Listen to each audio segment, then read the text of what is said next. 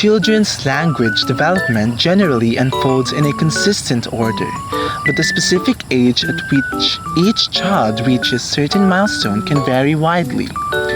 Each child's progression is marked by a gradual mastery of different language skills. For example, the correct use of English verb endings emerges slowly, beginning with a stage where these endings are often omitted and progressing over a year or more until they are used correctly most of the time. This steady progression reflects the typical pattern in which children acquire language abilities, with the individual differences in timing and rate of development being the norm rather than the exception.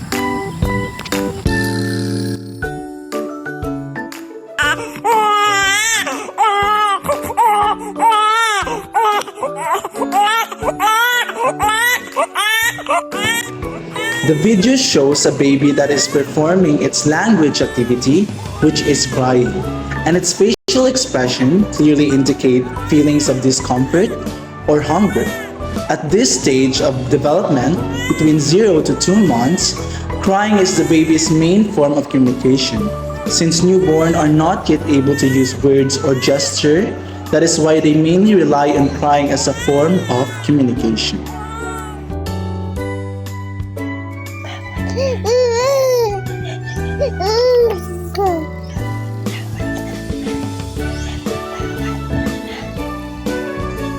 Two to 4 months, the baby in this stage mostly smile and making gurgling sounds, using noises like ooh and gestures such as smiling or pouting to communicate.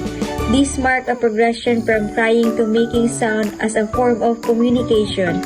As the baby grows, these gurgles become more varied, showing early language development and helping the baby practice the skills needed for speech.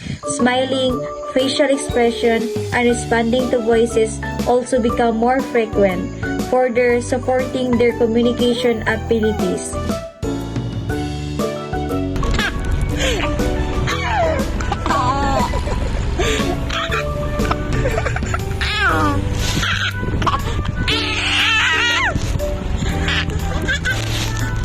So in the first video, the baby is 4 months old.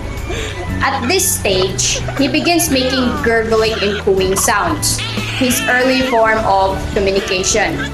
When his mother calls his name, he responds with these sounds. This is the part of what's known as the jargon phase, where a baby vocalizes in speech-like patterns that don't yet form actual words but resemble the rhythm and tone of a real conversation. The same baby is now 8 months old. He begins to say simple repeated syllables like papa or baba to refer to his father. This marks an important milestone in early language development as the baby transitions from vocal play to forming recognizable words, showing clear progress in both comprehension and speech production.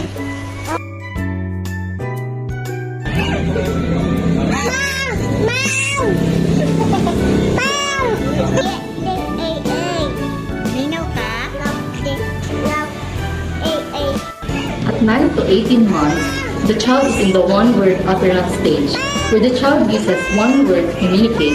In the video, the child keeps uttering the word ma, calling his mama while showing an angry face, indicating that he wants his mama because he didn't feel comfortable with the one holding him.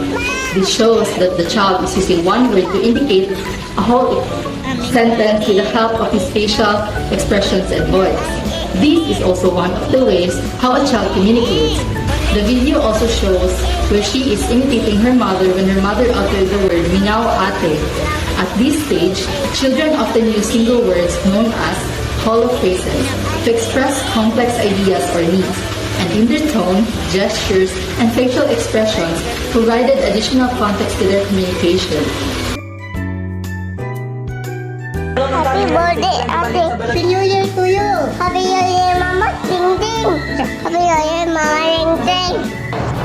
To The child in the video is currently in the two-word utterance stage, which is typically characterized by the production of 2 to 3 word phrases. However, this child demonstrates advanced language activity by producing utterances longer than 3 words. For example, when prompted by the mother to say Happy New Year to you, the child not only imitates the phrase but also adds an extra word, resulting in Happy New Year Mama Daisy. This ability to construct longer utterances highlights that the child is exceeding the expected language milestone for this stage, showcasing impressive linguistic development. This observation aligns with findings from Fenson et al. In 2006, who reported that children vary substantially in early lexical development.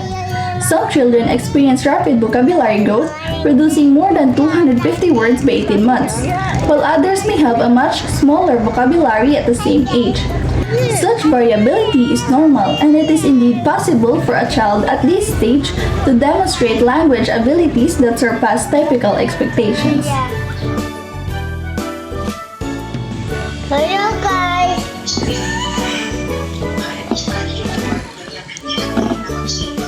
Imo ko juicean ni guys! Di mo ka juice? The 2.5-year-old child is basically in the telegraphic stage. The video features a child who just turned 3 and is already using correct grammatical structure and function words.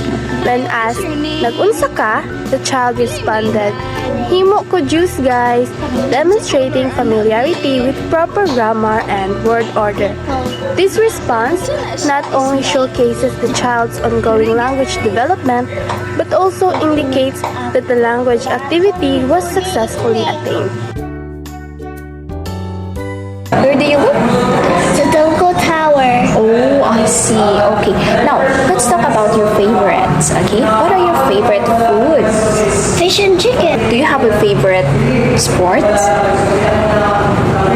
Like volleyball? Basketball. Oh, basketball.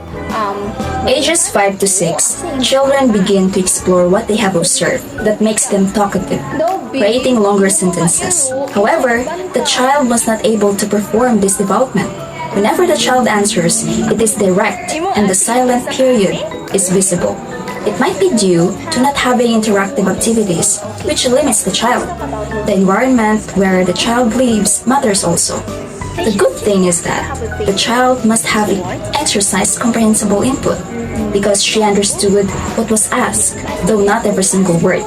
At these stages, children need to strengthen their comprehension skills as their lead is activating. In summary, the video illustrates the remarkable progression of language development in children. From birth to 2 months, communication is limited to crying and basic facial expressions.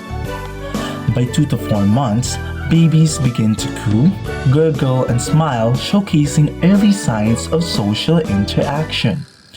And between 4 to 9 months, children enter the jargon phase, experimenting with sounds and beginning to utter simple words like papa. At 9 to 18 months, they use single words often accompanied by expressive gestures to convey more complex meanings.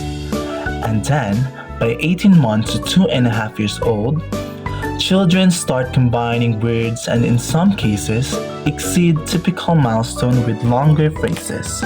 Finally, at 2.5 years old to 4 years old, children demonstrate advanced grammatical skills and coherent sentence structure, reflecting significant linguistic growth. This observation underscores the natural variability and impressive capabilities in early language acquisitions. And that wraps up our video about the early language development. Thank you for watching.